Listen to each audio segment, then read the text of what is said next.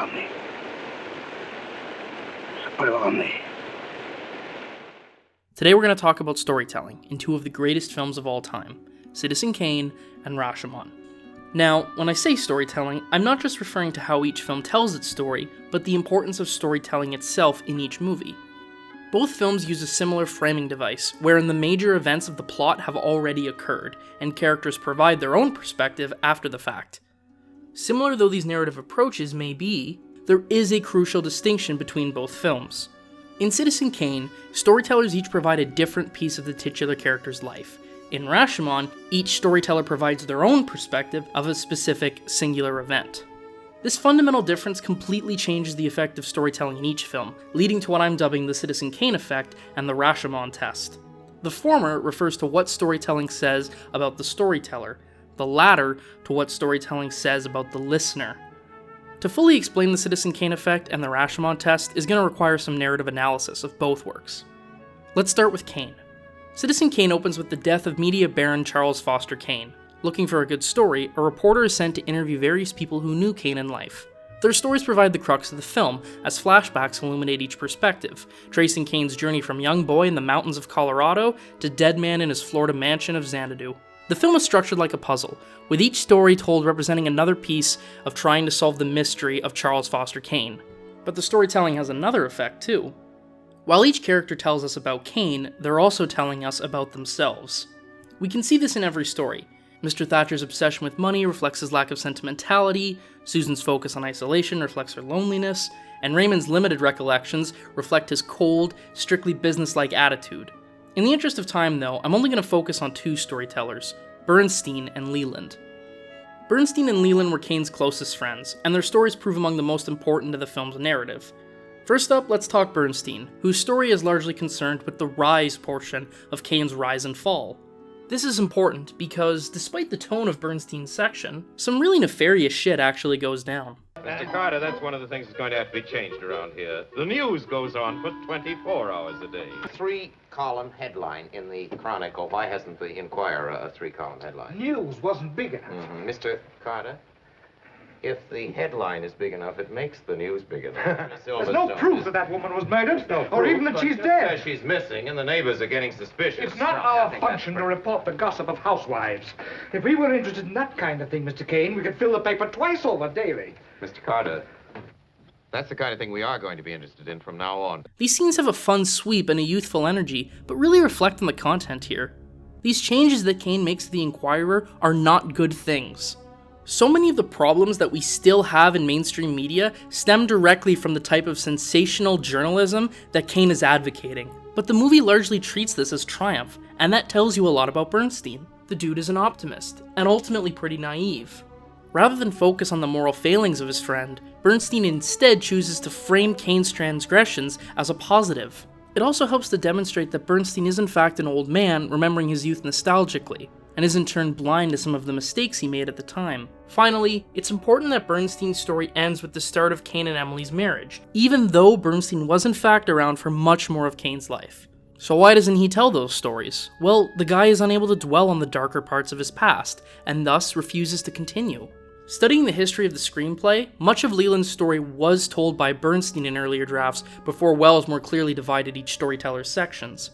Much of this was done to preserve pacing, and particularly the reveal of Leland's scathing opera review, but a further side effect is that it shows Bernstein's inability to reflect on Kane's mistakes. Leland, on the other hand, has the opposite problem. Indeed, Leland's story may be the most revealing of all. First off, it's interesting that the section of the film which deals most overtly with Kane's political career is the least revealing about the titular character's politics. The focus is instead on Kane's personal relationships, specifically his crumbling friendship with Leland and his cheating on Emily.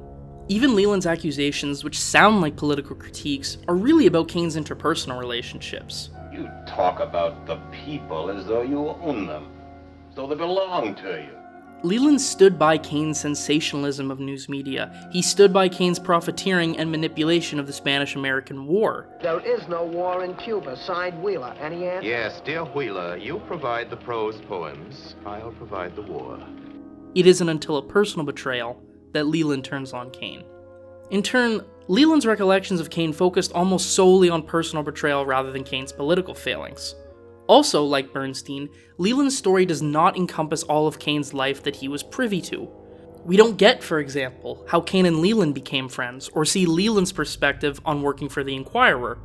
These omissions lead to a Leland whose experience with Kane is so dominated by negativity that he is unable to recall any moments of joy with his former friend. Where Bernstein is an eternal optimist, Leland cannot let go of his bitterness. But there's something else worth noting about Leland's story. I've always found it a little bit peculiar that Kane's betrayal wasn't actually something committed against Leland, but rather Kane's affair with Susan. Cheating on Emily is the catalyst that enrages Leland and ultimately destroys his friendship with Kane. Maybe it's just because I'm a shitty person, but I don't think I'd react the same way if my best friend cheated on their spouse. I'd be disappointed and I'd be upset, but I doubt I'd take it as personally as Leland does. Unless, of course, the person my friend cheated on was also important to me. Think back to the beginning of Leland's story. I can tell you about Emily. I went to dancing school with Emily. I was very graceful. We were talking about the first Mrs. Kane. What was she like? She was like all the girls I knew in dancing school. A very nice girl, very nice. Emily was a little nicer. Unprompted, Leland goes out of his way to talk about Emily. Not only does this reveal that Leland knew Emily prior to her and Kane's marriage, but it is itself telling that being asked about Kane reminds Leland of his timid relationship with Emily in his youth. And that's when it hit me. Leland loved Emily. It's unclear whether they actually had any sort of romance, but Leland's comments do suggest he had feelings for her, and that serves to explain a lot. Leland's anger at Kane's affair is not solely for his dishonesty, but because Kane hurt someone that Leland loved. And Leland's unspoken feelings for Emily also help to explain why he cannot let go of his hatred for Kane so many years later. See, Emily, along with her and Kane's son, were killed in a car crash at some point after she and Kane separated. Now, if the mere mention of Kane is enough to flood Leland with memories of his lost love, then it stands to reason he'd never be able to make peace with the man who betrayed her. Alright, maybe you aren't willing to come with me on Leland loving Emily. Maybe I'm the only person who ships Citizen Kane characters. That's fine, I can live with that. But even if you don't buy the romance angle, Leland's dialogue does pretty clearly demonstrate that there was a relationship between the two independent of Kane. Maybe Leland loved Emily, maybe he didn't, but either way they did have a history, and she remained important enough to Leland that even deep into his old age, his mind immediately went to her when probed about his old friend.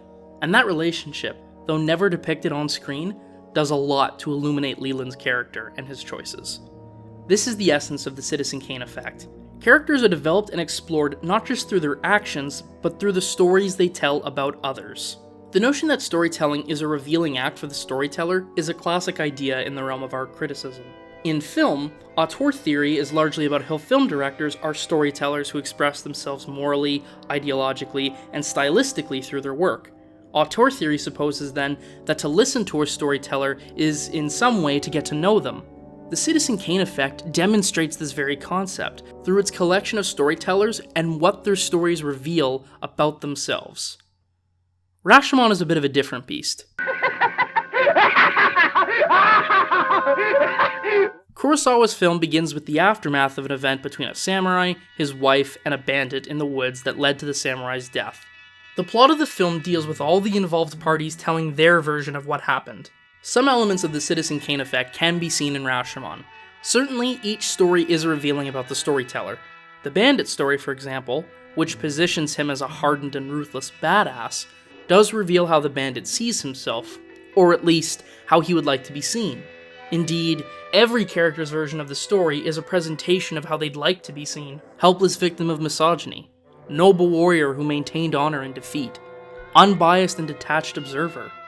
But the Rashomon Test goes beyond what the story suggests about the storyteller, and also interrogates how the viewer reacts to each story.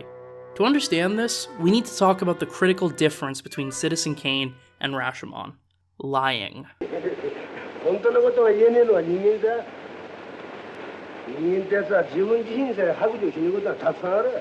In Citizen Kane, the viewer is expected to believe that each storyteller is telling the truth. Sure, each story is slanted by the personal experiences of the storyteller, but while the perspective of events may be skewed, events themselves are irrefutable.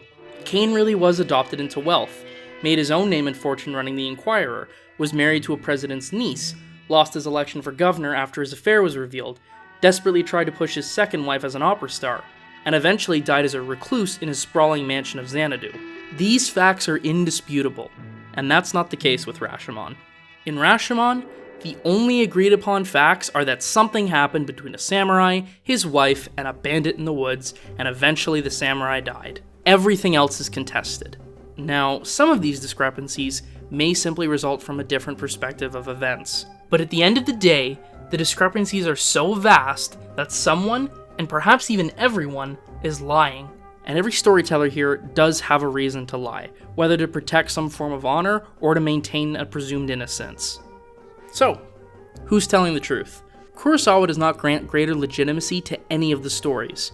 Even the woodcutter, who would seem to be the most distant party, is revealed to have motivation to lie. With everyone a potential liar then, and with no real evidence to support anyone's claims, all the audience has to go on is the stories themselves and their own intuition about the storyteller. And it's here where the Rashomon test emerges. Our conclusions about what happened in the woods and who is at fault ultimately say a lot more about our own biases than the characters themselves. Do you immediately side with the salt of the earth woodcutter, or are you suspicious of the poor? Respect the nobility of the samurai, or are you mistrustful of authority? Sympathize with the victimized woman, or are you disgusted by her adulterous ways? Despise the scummy bandit, or pity the society that turned him to a life of desperate crime? This is the essence of the Rashomon test. Like a Rorschach test, the importance is not the images themselves, but rather what the viewer has to say about them. Well, that's a pussy. Lady's pussy. The Rashomon test is less about the stories themselves, but more how we as a viewer react to them. The bandit story may tell us that he wants to be seen as a badass, but whether a listener interprets this as the despicable desperation of a vile criminal, or the sad actions of a poor person trying to survive in the aggressively masculine criminal lifestyle, ultimately says more about the viewer than it does the bandit. Similarly revealing reactions exist for all the film's storytellers. That Kurosawa refuses to provide a true answer is especially important here, as it forces viewers to merely sit with their own interpretations and consider why it is they feel that way. Of course, I am deliberately painting with a large brush. The binary, extreme interpretations I've offered for each character and their story are certainly not the only ways to read the film, but what I'm trying to demonstrate is how the act of storytelling inevitably generates a response from a listener, and that said response is ultimately revealing of who the listener is and what they believe. If the Citizen Kane Effect is analogous to Auteur Theory, then the Rashomon Test is analogous to reader response theory. This is a form of art criticism that, rather than foregrounding the author, instead focuses on the reader of a text, arguing that meaning is created not just by an author, but in how a reader interprets the work. This level of reader interpretation is built directly into Rashomon, as the film explicitly asks the viewer to interpret what they are watching. First off, unlike Citizen Kane, Rashomon doesn't have an audience surrogate. It seems like it does in Takashi Shimura's Woodcutter, but gradually it becomes clear that the woodcutter is also implicated in the death of the samurai. Kurosawa's cinematography choices further implicate the viewer as a judge in the most literal sense. During the trial scenes, a reoccurring shot choice observes the testimony of a given character at a flat angle, with Kurosawa never actually using a reaction shot of the judge listening to the story. We aren't inhabiting the judge's POV, we are the judge, and it is to us that the storytellers are directly addressing. Kurosawa doesn't want us to just sit and listen. He wants us to respond. Citizen Kane and Rashomon are not just fine acts of storytelling, but ones which directly interrogate storytelling itself. The Citizen Kane Effect emphasizes how much storytelling reveals about the storyteller. The Rashomon Test is the inverse perspective, instead foregrounding what our reactions to stories say about us. To understand both is to get a better sense of why we tell stories and the purpose they serve.